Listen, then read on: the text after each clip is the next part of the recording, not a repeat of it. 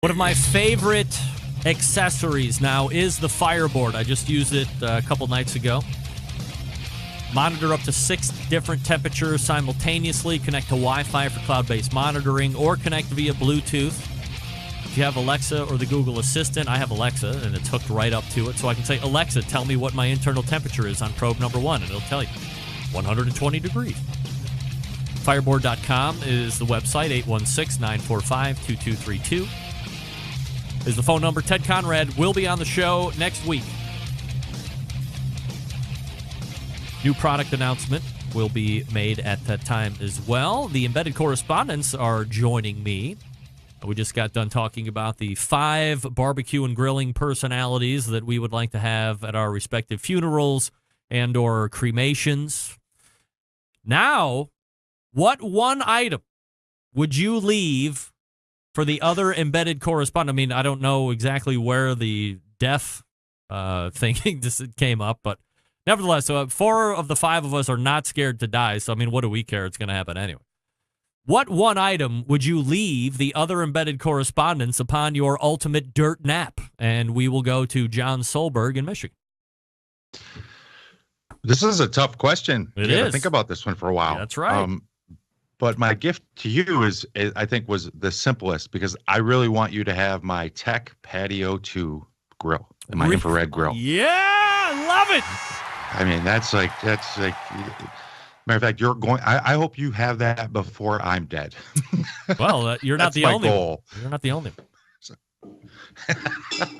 So, David, you're going to get my almost 800 Instagram followers. It's not much, but it's all I got. They're real. 3 years in the making. Engaged. They're going to get, they are engaged. Doug, you were a tough one for me. So I tried.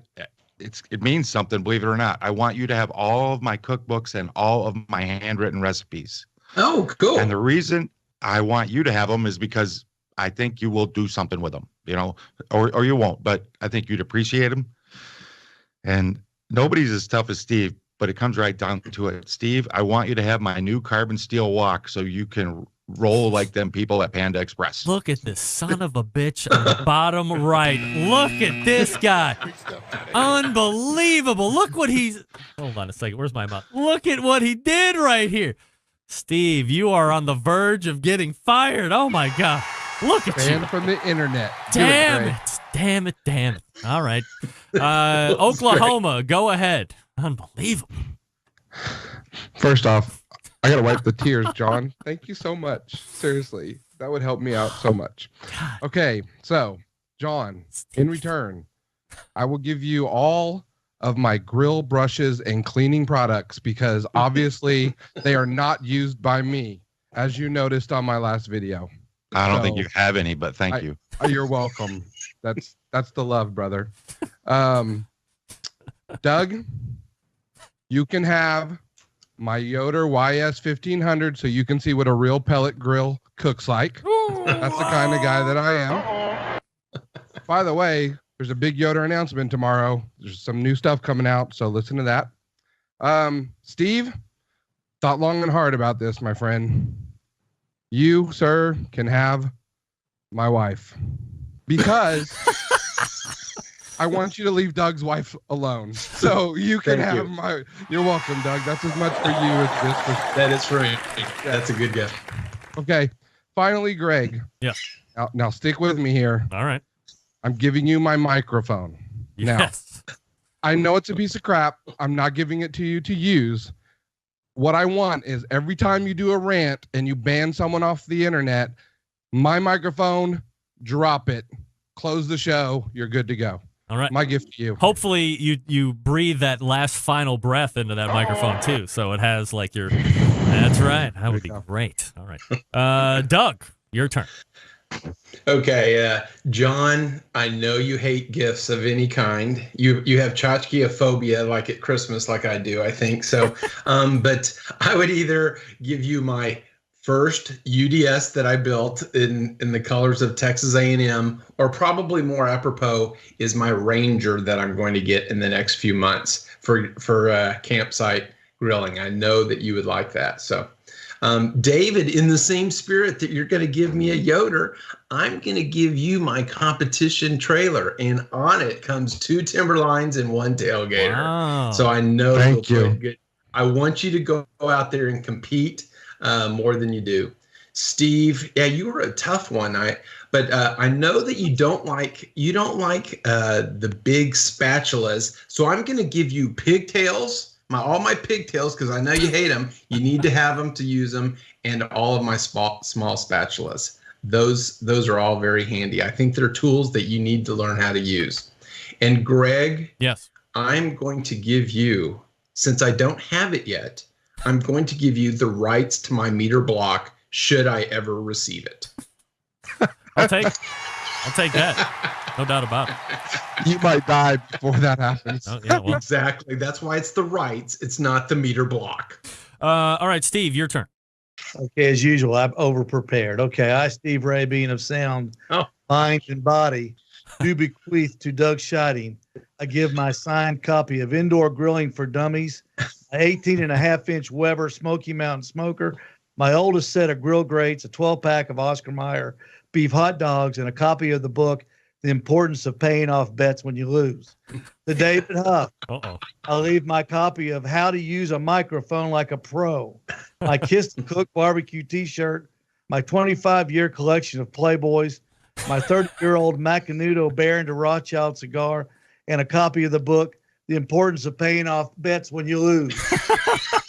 To John Solberg of Fenton, Michigan, I bequeath my 2016 PK grill complete with grill grates, cover and consumer installed thermometer, a copy of the book, Why Do People Live in Michigan When Tennessee is So Close, my 14-inch Weber Smoky Mountain Smoker, complete with cover and little tiny tongs. And to Stover Harger III, I leave my pack of rolling papers from college. Greg Rempe, I bequeath my copy of How to Interview Like a Pro on video, my complete collection of uncalibrated thermopins, my Kiss the Cook barbecue apron, a temporary spare tire from a Rex Sportage, and last but not least, a lifetime subscription to the KCBS Bullshit. Thank God for the last one. This day, April 23rd, by the Embedded Correspondents. Thank you, Steve, for putting forth a tremendous amount of effort. Now, that leaves me, and so I'll start with John first because I know as I think about it, I'm sure Steve could probably enjoy it as well, but I think it would go to better use with John. I would allow John a pass down into the studio, and you are allowed to take every and any piece of equipment in the Barbecue Central Radio Network studios, including multiple monitors and lights and microphones and remote equipment and all that other stuff, green screens if you so desire. So, John, you have full access to the studios and pilfer it as you see fit. David, I know you're a big pellet guy. I know you are working behind the scenes on other items that we have talked about on or off air before. But I want to give you a crown piece for the patio. You're a younger guy. You got some kids around. Multi-faceted tool, highly coveted by the elite. That's code name for rich, like me and Doug.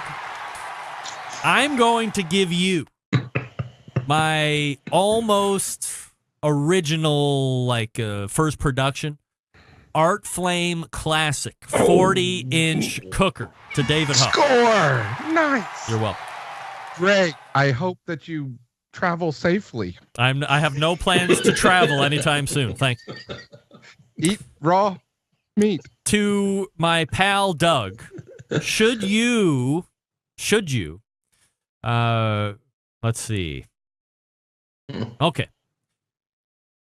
On the off chance that I get a meter block before you get your meter block, I am leaving my meter block to you. Oh, how sweet. We're twinsies. I'm a firm believer that you're just never going to get a meter block. Dennis Busso from Colorado does have his meter block, so we have seen them starting to pedal out. But if I get mine first and then I summarily pass away quickly, I will say to the police, look into that as being highly questionable. I'm just saying that out loud here right now for the record, but you will get it, Doug. And lastly, Steve, because I know you like gravity-fed cookers and pellet cookers and pit barrel cookers, which certainly I agree with, I want to make sure that you also have one of the industry-leading offset fire cookers. You will get bequeathed a Ben Lang original 36-inch patio model offset. And that way you can make real barbecue and learn how to manage a real fire like they do down in Texas and up here in the Rock and Roll Hall of Fame city of Cleveland, Ohio. All right, so we got 4 minutes left. Quickly, let's go around the table. We'll start with David in Oklahoma. What one thing would you like to be remembered as your barbecue or grilling legacy? You said quickly. My excellent choice in novelty barbecue t-shirts. Doug. Other than my fondness for kids and no hot dogs on my Traegers, no, seriously, other than winning the Houston, I actually, on kind of my bucket list is, and I'm one away from this, is getting a first at each of the majors. So I've got a first in chicken at the Houston, Chef's Choice at the Jack, with Danielle at the Royal, and so now I need just Memphis in May. Steve. If he barbecued as good as he thought he did, he would have been a world champion. Steve never lacked confidence. John Solberg from Michigan, barbecue legacy. I want my legacy to be that I was present and available to help anyone who was wanting to get into the barbecue and grilling world. You're welcome.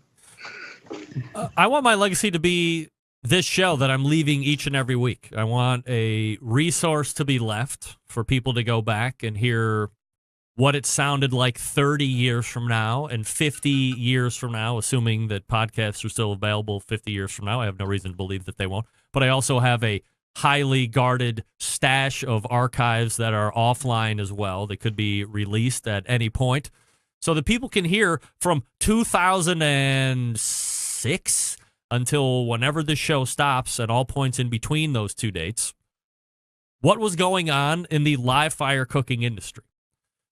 Who was important? What stories were moving the needle on those years? What people were really big shots here on these dates and nobody ever heard of them a year or two later? Where did they go? That's what I want my legacy to be, a snapshot of live fire cooking from the time I started until the last show ends. That's what I hope my barbecue legacy to be. Last question before second to last question. Did you guys do your... I don't think I want to go do that. What, in your mind, is the current most popular barbecue and grilling food or meat? Steve? Oh, it's got to be vegetables. All over Instagram, all over Facebook, people grilling vegetables and then, next to their meat, taking it out of the kitchen, going to the grill and to the smoker with it. It's fascinating. Doug? It's the king of barbecue, brisket and burnt ends. I did 2 posts the last couple of days, and they've gotten almost the most amount of likes of anything I've posted. So, brisket. David Huff? You showed it earlier with the barbecue pork sandwich, the California. I think sandwiches and burgers is what everyone's trying to do a new take on. They're trying to change it up. That, and strangely enough, what Meat Church mentioned earlier is beef ribs. I think beef ribs are all over the internet right now. So those two things for sure. John Solberg? My feed is overloaded with burgers, just crushing it. So it's feed driven, but loaded with them. Yeah, I would agree. I think burgers are, I wouldn't say making a comeback, but at least in this stage of the game right now, they are hotter than ever. That would be 1A. 1B, I agree with David Huff. Beef ribs are continuing to dominate pictures. They're continuing to dominate my feed. They're continuing to dominate YouTube videos. Everybody wants to know where they can get them and how to make them, and should they buy specialty or should they not buy specialty. So I think beef ribs are 1B to that. We have one more question yet. Best barbecue and grilling book of all time as we race around the dais. Steve Ray, your thought? Oh gosh, I didn't see that one. Oh, I thought you checked it every day. He overly prepares for everything else. Aaron Franklin's brisket book, not the steak book, but the brisket book. Doug. Can it be any other book besides Meathead? I actually have 30. I counted them today. I have 37 barbecue books. Real. And Meathead is. So thank you, John, for your additional. I can use more, but definitely like barbecue books, but his is the best. Meathead, no question. Oklahoma and David Huff. I had Meathead down, but I knew that somebody would say that. Of course, the barbecue Bible. I mean, Stephen Reichland. And then for me personally, Boy Meets Grill, another Bobby Flay book, but that was the first thing that started me on barbecue and grilling. John Solberg. It's a long list. I had to narrow it down. It took me a long time. I'm going with Seven Fires, Francis Mallman. It's all those other books mentioned are on my list, though.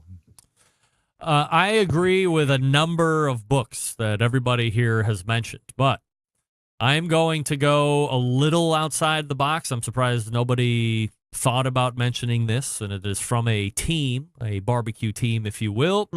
I am, of course, talking about 17th Street Barbecue. Peace, love, and barbecue. Hotly and widely recognized as one of the most prolific barbecue and grilling books of all time.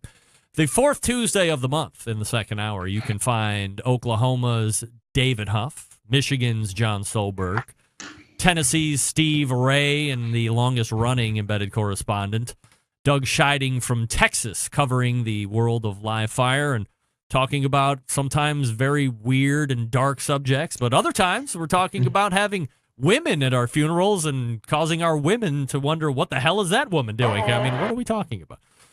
These are the embedded correspondents. You can find them right here on this show, the fourth Tuesday of the month, gentlemen. Always appreciate the time, and thank you so much. There they go. It is the embedded correspondents.